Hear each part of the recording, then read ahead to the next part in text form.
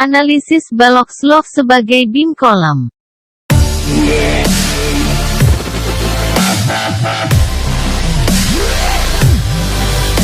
Balok melentur adalah suatu batang yang dikenakan oleh beban-beban yang bekerja secara transversal terhadap sumbu pemanjangannya. Beban-beban ini menciptakan aksi internal, atau resultan tegangan dalam bentuk tegangan normal, tegangan geser dan momen lentur.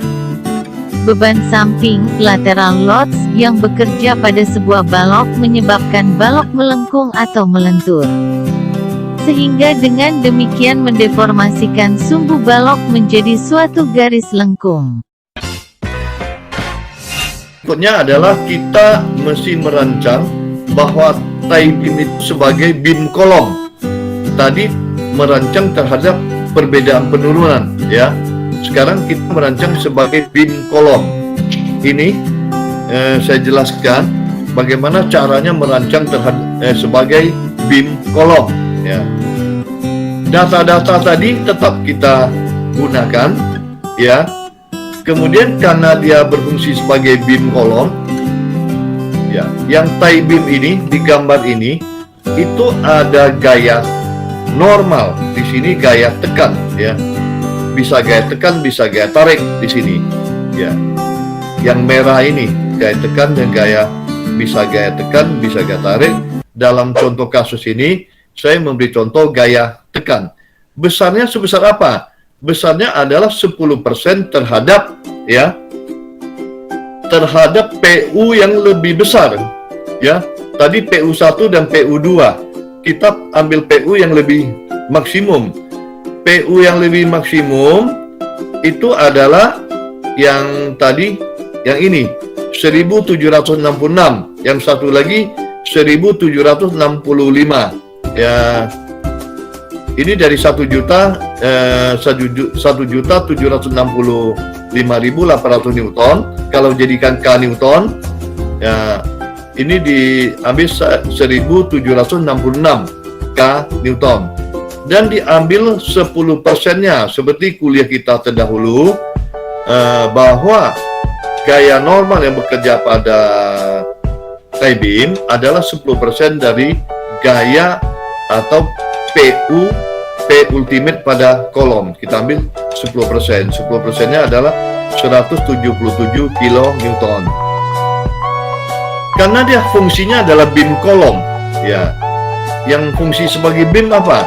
Tie beam ini memikul berat sendiri. Di sini tidak dianalisis, mungkin diasumsikan tidak ada. Dalam prakteknya ini berat sendiri harus dihitung.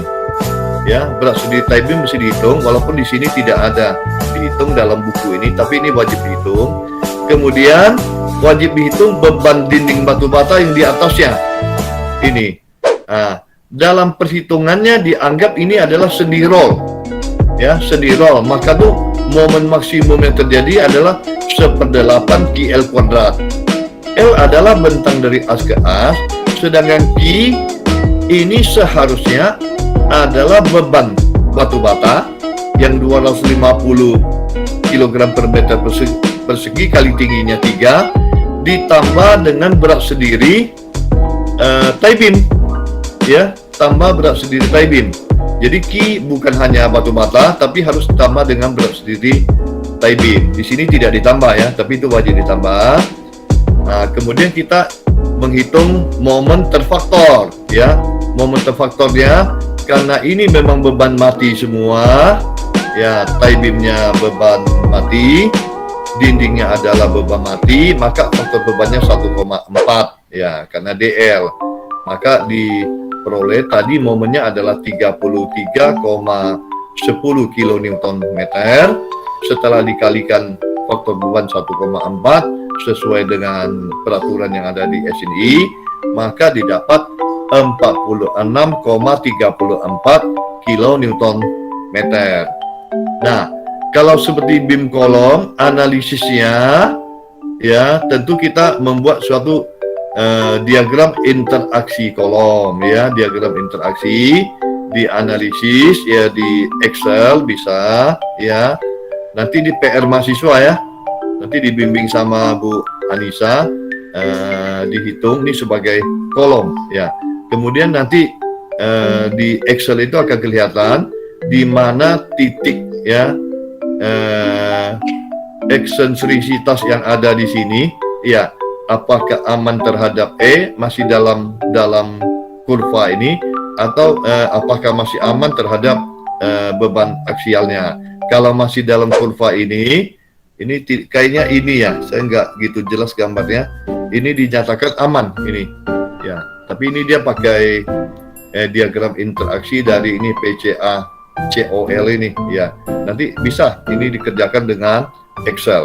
Nah, kalau ini aman, berarti sudah aman kedua-duanya. Jadi si tie beam ini harus aman terhadap beda penurunan, dan si tie beam ini pun harus aman terhadap perhitungan sebagai beam kolom ya. Mungkin itu kuliah kita tidak begitu panjang, tapi saya kira ini cukup bermanfaat ya untuk merancang sebuah tie beam ya. Persyaratannya apa-apa saja. Kemudian saya kembali mengutip ya, ini kata-kata motivasi. Saya nggak bosan-bosannya lah ya memberikan mengutip ya, dan memberikan kata-kata motivasi. Apa katanya? Belajar memang melelahkan, namun akan lebih melelahkan lagi bila saat ini kamu tidak belajar. Ya, terima kasih. Wassalamualaikum warahmatullahi wabarakatuh. Waalaikumsalam warahmatullahi wabarakatuh.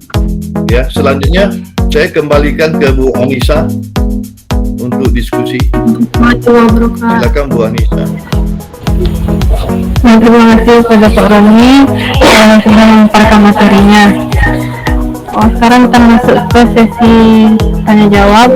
Apakah ada pertanyaan dari mahasiswa? Apabila ada, silakan klik tombol angkat tangan atau raise your hand.